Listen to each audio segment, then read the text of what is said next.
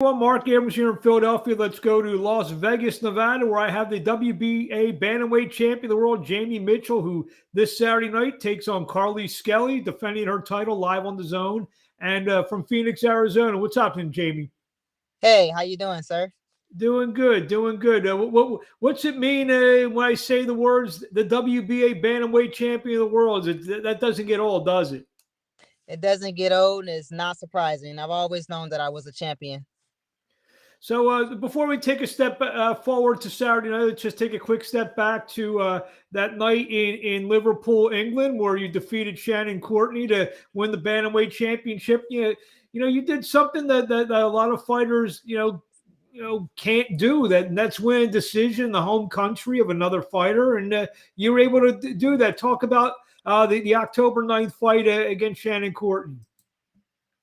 The October 9th fight against Shannon Courtney was, I loved every moment of it. The build up, all the way to the moment we fought. It was pretty amazing. Of course, yes, it's very hard.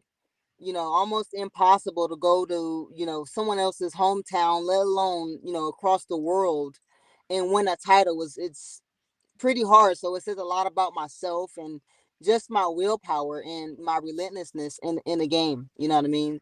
And nothing taken away from Shannon Courtney. She was a very tough fight as well. So yeah.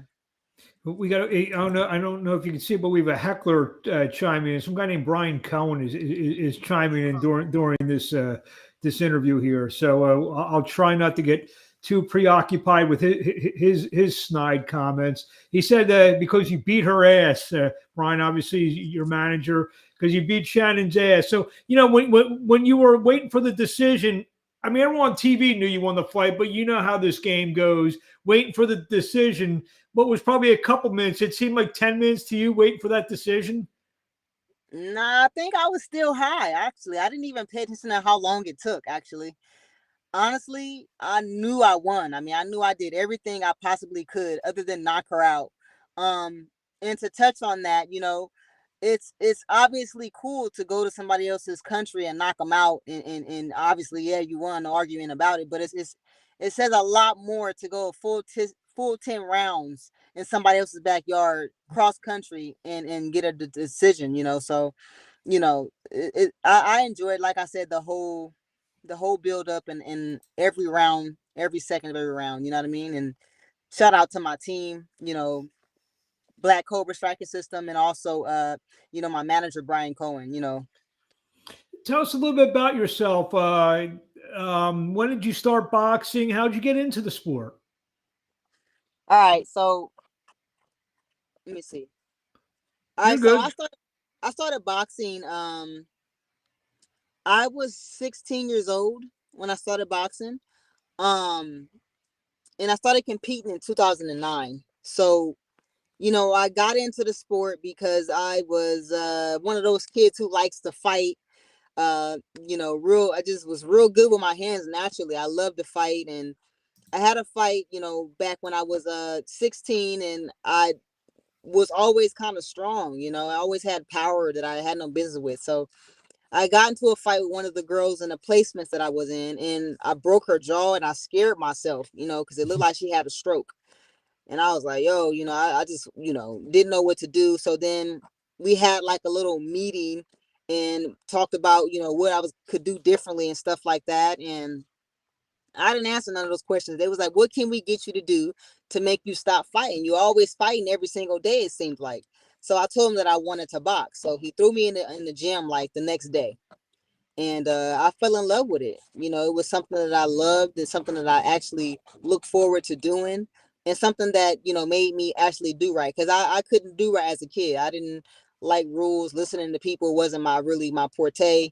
And yeah, so that's what kind of got me started. Now I know you're in Las Vegas now. Is this in Las Vegas or? No, this was in Texas. I actually got Okay. shipped out of the state of California as a kid because they said I was too bad to be in the state of California. All I needed was a hug, really. But yeah, so they shipped me out of the state of California to Texas for until I was like 18. So you started competing in 2009. You turned pro in 2017, and you haven't looked back since. You're undefeated. When did you, like I said, when did it go from you being a bad kid or whatever they said about you to think of yourself, you know what, I can make something of myself being a professional boxer, and be more than just someone who's just going in there to fight and making a paycheck. When did it kick in for you? Say, you know what, I could be a world champion. Well, obviously it was levels to it. I mean, when I first got in there, I mean, I just wanted to fight. He threw me my first day in a gym. I was 16 years old. He threw me in there with a 32-year-old. I mean, she was tall too. She was kicking my butt, and everybody was calling me Mike Tyson's daughter. And, it kind of grew from that moment. From that moment, it was just like my coach, Danny Lujan back in California. He pretty much told me I was going to the Olympics and this is the weight you're going to fight at. I was like, wait, this is too fast. Hold on. Let me think about this. I didn't know, that level, So I went and I just did what he told me to do, not knowing really what it was all about. You know what I mean? And it just kind of went from that to like, damn, I lost the first day, to just kind of becoming addicted to it. You know what I mean? It's definitely an addiction, boxing. And it went from that to getting all the way to the finals, just going every year and being consistent like I am. Anything I touch, I want to do it to the best of my abilities. And then, went from that to feeling like, you know what, I'm not getting a fair shake in amateur boxing, man. Like, I don't know what fight you guys are looking at. How did you guys not give me that fight?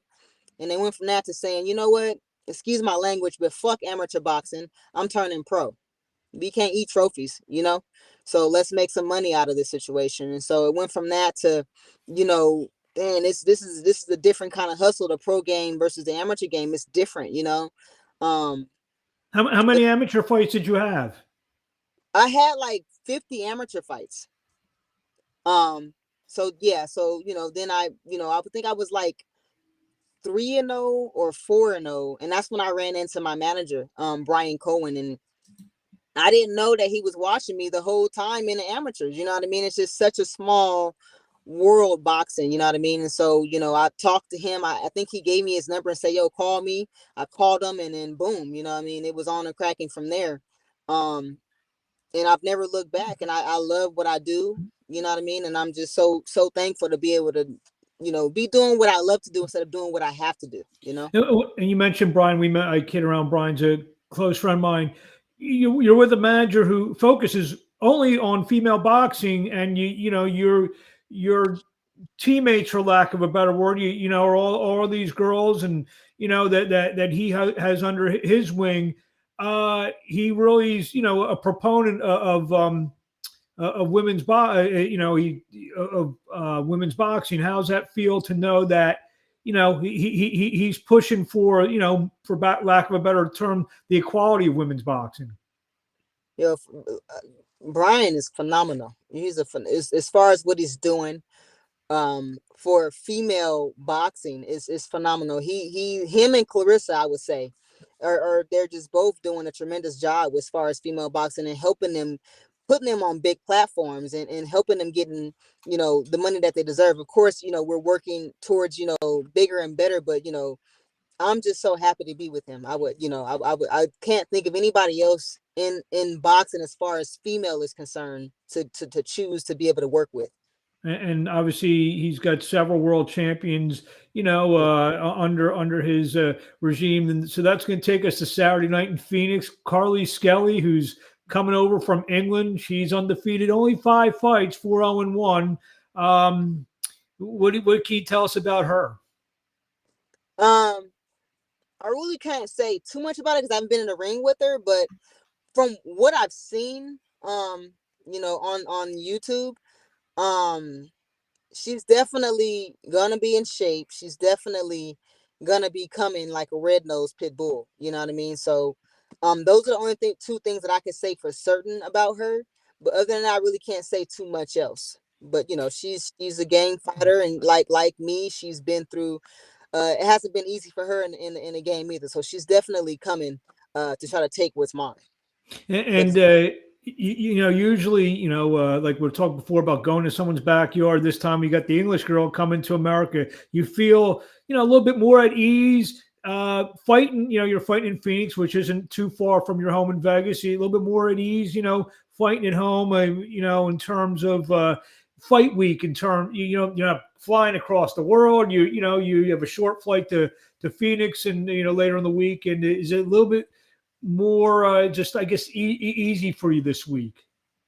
No, I don't never feel like any fight is at ease. I don't care if it's down the street or overseas. I don't never fall into that trap. Every fight is tough and hard in its own way, in its own respect. And this is gonna be more touching fight for me because it's my first title defense. So it would officially make me a world champion. You know what I mean? So it's not nothing. I'm not at ease. I'm not comfortable. I don't never want to be comfortable. I don't never want to feel any of those type of emotions. You've heard the term, when you become a world champion, you become 10, 15, whatever, 25% better. Does this camp, you feel that way? That you're a better fighter than you were, when you stepped in the ring last October, because maybe the confidence level now that you're a world champion? Yeah, because I do, because I'm always obsessed with getting better. I'm never content with, oh, I won that fight. Okay. I won that fight, but then I look at fights that I had with Shannon Courtney, let's say, and then what did I do wrong? Why couldn't I knock her out? And when I go and I fixate on that, and I kind of go and I tell my coach, like, coach, I want to work on this, or he'll tell me, we need to work on this, or so I thought I was kind of going back to the gym. I took a week off from the Shannon Courtney fight, and I went right back to the gym, and I've been working ever since. And I thought that I was going to rematch Shannon. So I was preparing to, work on things with Shannon. But then when we got the call, well, actually, I got the hint back in November that I would be, so I shifted my focus to, okay, now we need to work on these things for this type of a style with a lefty and Skelly. So yeah, I'm always working and trying to get better, and always, being a world champion, you have to have that in you. Not that you're looking past Skelly, but do you feel at some point a rematch with Shannon is in your future? I'm thinking so. I'm not quite sure, but we just take the fights, that my manager brings to me, and we kind of we worry about that when we get there. If I'm not mistaken, what you're trained at the Split T boxing gym? Yes, sir, I am. Talk about that, split team management and everything like that, and got a nice gym out there in Las Vegas, and also being out in Las Vegas. You see, I know you say you're from Texas, and being out in Las Vegas where there's a lot of great, boxing climate culture out there, you probably get great work out there. Yeah, I'm from actually Los Angeles, California, born and raised. But being out in Vegas, it's a cool atmosphere. It's just like you got everybody from everywhere, you know what I mean? From all parts of the US, even the world coming out here, and my gym, Split T Gym, he's a phenomenal guy, Eric. He one thing I can say about him, I've never been to a gym like his before. It's like usually it's just all business, which it is business. We do take care of business, but once a month we have a get together. It could be, well, Christmas party, or we can go to the range, and he's a very family orientated kind of a gym too. So it's really cool to see that he does so much for us, you know what I mean? And allowing the fighters to have a job working in the gym as well, so they can make extra money outside of fights and stuff like that. So he's a really good guy, and I love the gym. I love the atmosphere.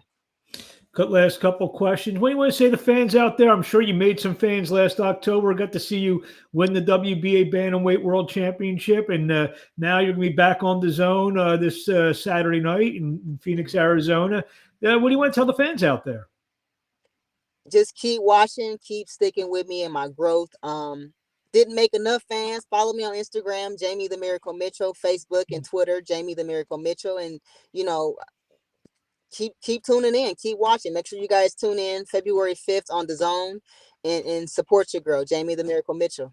I've asked a lot of the female fighters this. I've interviewed them ever since, I guess, the Olympic movement, I guess in maybe 2012. Do you feel that there's a lot more depth now, a lot more potential real big fights out there for you, maybe since the Olympic movement? I can say, the amateur program, where this Olympics are just the amateurs, all the talent's coming from the amateurs, you know what I mean? So But yeah, there's definitely talent out there. There's definitely girls coming up that's hungry. Um, I can't remember the girl's name, but she just fought this past Saturday. She's another talented girl. She's up and coming. I think she's 2-0 or 3-0 now. You know, I actually used her my last camp. Phenomenal fighter. So it's a lot of talents out there that's coming up, and I just want to be able to help pave the way for those ladies coming up. Is there a couple of dream fights out there? Someone that you're targeting for down the road that is maybe that fight that's going to even bring you to another level, possible? I think the dream fight for me, I mean, I'm not quite sure. Maybe I'm speaking out of turn or speaking out of sequence, but I think the dream fight for me would be um Ebony Bridges. I think that'd be a good fight that people want to see, and that I think that would put me at another level as well. So And obviously, she's gained a lot of popularity over the last, yeah, couple of years or so. yeah. Where can the fans find you on social media? Um, my fans can find me on Jamie the Miracle Mitchell, and that's all three platforms: Facebook, Instagram, and Twitter. Well, we thank you for a few minutes of your time. We look forward to seeing you this Saturday night live on DAZN when you defend the WBA Bantamweight Championship against Carly Skelly. Should be an outstanding fight, and we wish you best of luck, and we'll talk to you along the way. Appreciate you. Thank you guys for having me. Thank you very much.